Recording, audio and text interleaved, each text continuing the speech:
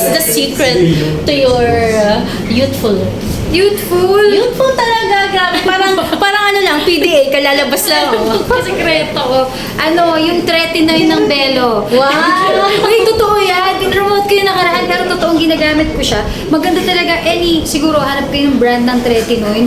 Sobrang okay niya sa skin. Parang, kailangan pala talaga na yung para tayong mga aso, parang kailangan na naghuhunos din pala tayo. Oh. So parang nagpipil ka each month, parang gano'n, parang once every 2 weeks, dapat nagpipil ka ng skin. Sobra siya nakaka-fresh.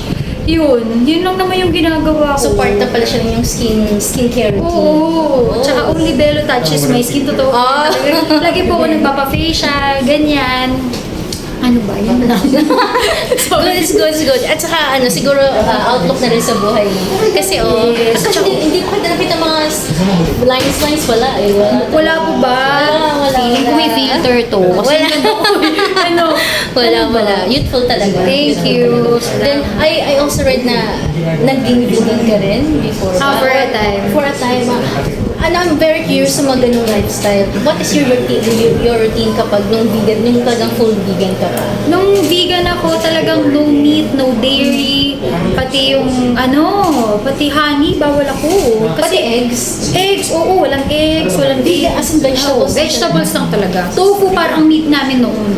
Tapos, nung magta-transition na ako back to normal na diet, parang naging vegetarian ako. So, nag-incorporate na ako ng dairy, nag-incorporate na ako ng eggs ulit sa diet ko. And then after 7 years akong vegan, 1 year vegetarian, tapos ilang months na pescatarian, which is yung may fish. Yes. Tapos ngayon, lahat kinakain ko na ulit.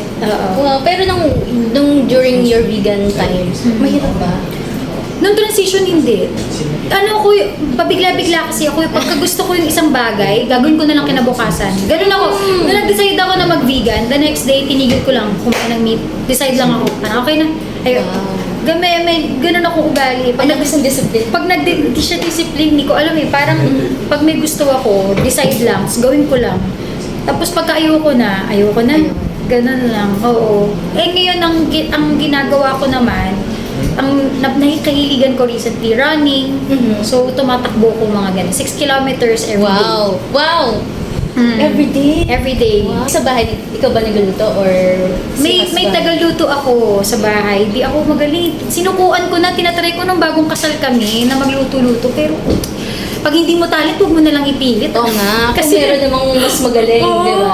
Makawawa yung asawa ko pag ako nagluto. Hindi ko siya talent. So, ganon. Pero paulit-ulit lang yung ulam sa bahay. Hindi lang, meron tayo. Secret.